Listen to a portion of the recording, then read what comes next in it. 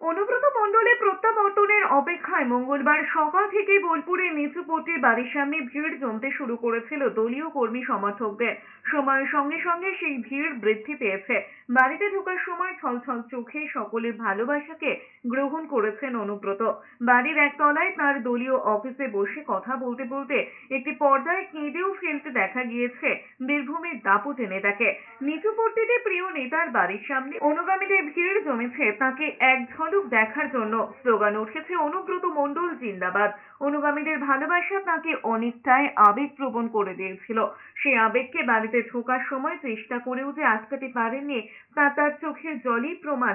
2022 সালে পুজোর আগেই গ্রেফতার হয়েছিলেন তৃণমূলের নেতা। 2024 পুজোর আগেই ঘটেছে জেল মুক্তি। তাই সব মিলিয়ে চোখের জলেই কার্যালয়ে বসেছেন তিনি। তার জামিনের খবর প্রকাশ হতেই সাধু সাধু রব শুরু হয়ে গিয়েছিল গোটা বীরভূম জুড়ে। তার বাড়ি থেকে অফিস সমস্ত জায়গায় নতুন রং ও সংস্কারের কাজ করা হয়েছে।